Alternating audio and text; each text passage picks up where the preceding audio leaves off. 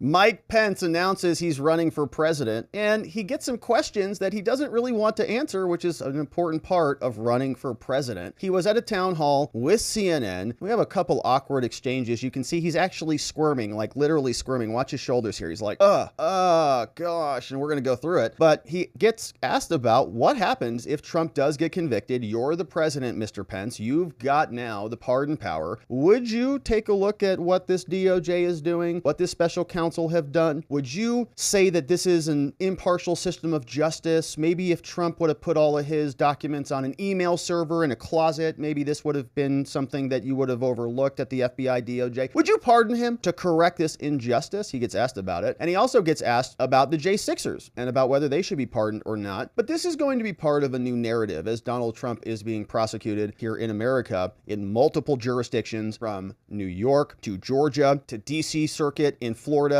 to DC Circuit and the Florida Circuit, the federal courts in those two locations. Many different pieces being moved around. The GOP candidates are going to start talking about this and start hitting Trump over the head with it if they can. This is Mike Pence saying he would not pardon the J6ers. Sir, on that, Donald Trump says he is, quote, inclined to pardon many members of the mob who attacked the Capitol on January 6th. Those people were, of course, part of the same mob who built gallows and chanted about wanting to hang you. Would you consider pardoning any of them? Sir, on that, Donald... You know, on the day of January 6th, I issued a tweet demanding that people leave the Capitol and end the violence. And I said that those that failed to do that should be prosecuted to the fullest extent of the law. And I continue to believe that today. We cannot ever allow what happened on January 6th to happen again in the heart of our democracy. And I'll stand by the decisions and the due process of court in our laws. And I have no interest or no intention of pardoning those that assaulted police officers or vandalized our Capitol. They need to be answerable to the law. All right, so doesn't sound like that's going anywhere. I wonder if he's going to investigate any of the FBI agents who were responsible for instigating that, or any of the CHSs who were at the control of the FBI or the Homeland Security, HSI, orchestrating all of this. Doesn't sound like it. But it's not just the J6ers. He also squirms when being asked about Trump and the pardon of Trump. Not going to rule it out, but he really doesn't want to answer it either. Here's what he said. Sir, if Donald Trump is convicted of a crime and you're elected president, would you pardon him? Well, I don't want to speak about hypotheticals. Well, he's probably going to get convicted. I'm not sure I'm going to be elected president of the United States. Probably not. But I believe we have a fighting chance. I really believe we do. And if you are? And I would hope, again, Dana, you're as persistent as ever. CNN is living up to its reputation. But look, there are real issues the American people are facing. And rather than talking about that, I want to talk about what the people here in Iowa are talking about, which is the failed policies of the Biden administration. And the need for us to have new leadership in the White House. Yeah. Sir. All right, so I don't know if that CNN comment landed exactly how he wanted it to, but doesn't want to talk about hypotheticals, even though the entire government is focused on prosecuting Trump at the moment. He seems to be the worst criminal, according to them, in this entire planet. I mean, we don't hear anybody else about anybody else who's doing anything worse than Trump is for some reason. But now there are people who are running for office in the Republican primary, like Asa Hutchinson. He said this on Twitter. He said, look, you know, the GOP should clarify their upcoming debate rules that there is no pledge to support a nominee if they are found guilty of espionage or a serious felony. I wonder who he's talking about. Anybody know who he's talking about? What candidate? Oh, here he tells us. Donald Trump is the target of an ongoing criminal investigation, and he should step aside and put the good of the country above his candidacy. What? You know what? Donald Trump is a criminal defendant against the FBI, DOJ, the Biden deep state, is going to be one of the most important things that he could possibly do for America. Just so we're clear about that. Somebody's got to go headstrong and have the resources and the backing of a huge swath of this country in order to do that. Can anybody else challenge the entire federal apparatus, the law enforcement apparatus, other than Donald Trump? It's a tremendous burden. I don't wish it on him. I think it's a disaster that it is happening to him and that America and our justice system has devolved into this situation. But what this is now doing is for the good of the country, just to be clear. America cannot survive with a weaponized DOJ or a weaponized FBI. What are you, nuts? This is one of the most important issues of our time, if not the most important. Maybe second only to free speech, because if we can't talk about it, then we certainly can't fight this stuff. But when you have a government that targets your political enemies and consolidates power, that is not a democracy in any way, shape, or form. That it's not a republic. That's not what this country is built about. So he's part of an ongoing criminal investigation, no doubt, but it's not a legitimate one, in my humble opinion. So stepping aside is the wrong move. It's declaring defeat, when what he should be doing is fighting back against what has been a long pattern of the FBI and the DOJ for years now, unfairly and improperly prosecuting him. Why would this be any different? It isn't. So that's one take from Asa. Now we also have Christie, who's in the race now, and he's basically, I think, taking the side of the Justice Department. Here's what he says. Well, look, I don't know, Brian, exactly what they're going to find and what's going to come in any indictment that may come, but I will say this. The problem with all this is that it's self-inflicted. In the end, I don't know that the government even knew that Joe Biden had those documents or not, but they did know Donald Trump did. And in fact, asked for them voluntarily for over a year and a quarter, and got them back in dribs and drabs. And at least if you believe the accounts that you're reading right now, and I take them with a grain of salt because I did this work for 7 years, and I know you can't believe anything until an indictment comes out. If in fact you're keeping those things knowingly, even after the government has asked for you to bring them back, the excuses about, they were classified, declassified automatically when I left the office, well, that's just wrong. I mean, I know that as a legal matter. And the problem with... Okay, everybody, that's been settled. Christie just told us. That's just wrong. I know that as a legal matter. Oh, okay. Oh, man. So we don't even have to talk about it. Supreme Court, Christie told us. This is, let's go to pull it back for a second. It's a bigger problem whether he's indicted or not, because these are all self-inflicted wounds. Return the documents. And stop doing this. Why do you have to be the center of negative attention all the time?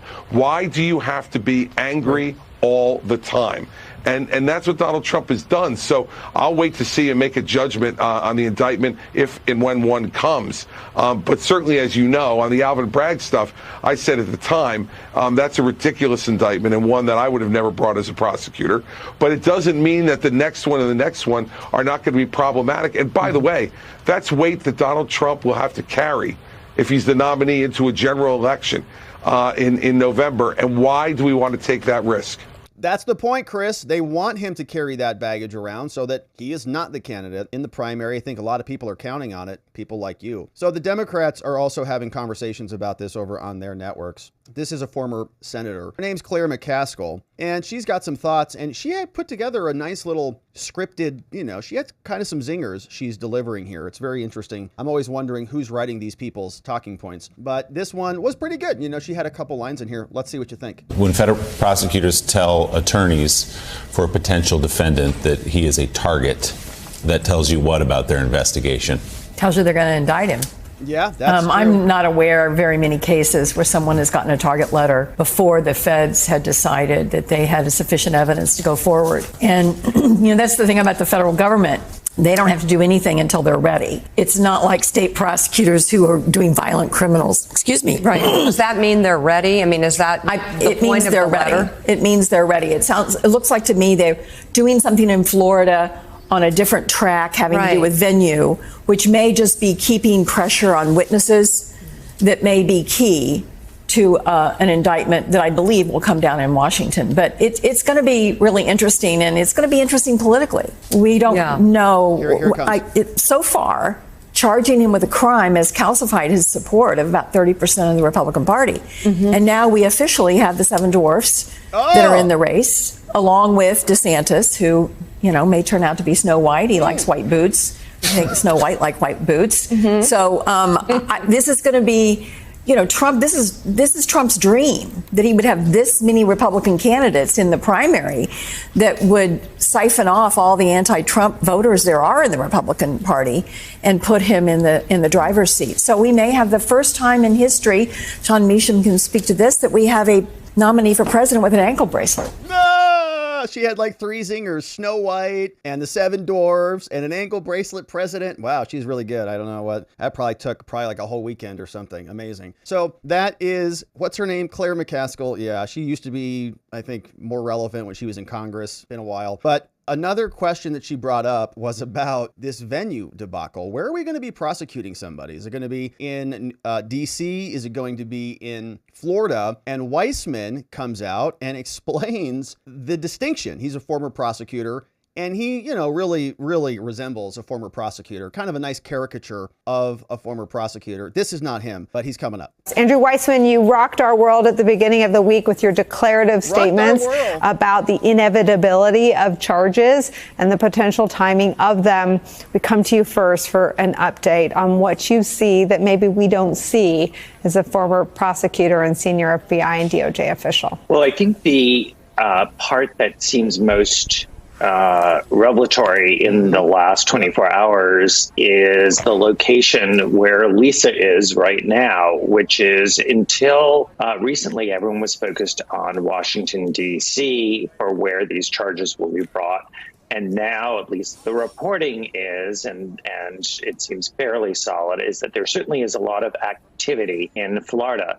For viewers who might be thinking, who cares as long as there are charges, whether it's D.C. or Florida, why does the venue matter? Because they control D.C. It really could make a huge difference. Right. The jury pool is different. D.C. The judges are different. D.C. And remember, this is the place where you had a judge like Eileen Cannon, who really slowed things down and was making quite sort of erroneous rulings, so much so that the circuit court, the appellate court, had to reverse her not once, but twice. Also, D.C. is a location where the court is very used to dealing with classified information. Yeah. There's an expertise there. So in terms of speed, getting this case to trial, the venue matters. So it's something that I think everyone's very focused on, is where this case will ultimately be brought. But as you've noted in the last hour and in the intro, Nicole, there's just more and more signs that the case is coming to fruition. And Weissman just rocked her world, baby. Just woke up on Monday morning and Weissman delivered the goods, and she's just been feeling the effects of it all week. Good for them. But it's an interesting point to be made, and it will be very curious as to what happens with the indictment. Certainly Florida would be much better. And I think this is going to come down to the type of charge and, well, I don't know. So in other words, I think they could probably bring two sets of charges in two locations. So Trump could be charged with one batch of charges in Florida and another batch of charges in New York, or they could all be bundled up and dealt with in one or the other. I think they're all exploring it right now. It might be two separate charges in two separate locations. One might be the documents case. One might be the J6 case. We could have the J6 case up in DC. We could have the documents case down in Florida, for example. Charges related to the documents are brought in Florida. Documents related to J6 brought in DC. And we could have grand juries make decisions on both of those and have two separate prosecutions pending in two separate locations. Of course, things will continue to be revealed and we will do the covering, my friends. And so thank you for subscribing. Thank you for hitting that like button. Thank you for leaving a comment. And thank you for inviting a friend or a family member over to come and join us as we go through the news every single day here. We'd love to see them here. We appreciate you sharing it. That's how we do grow and share our message with more.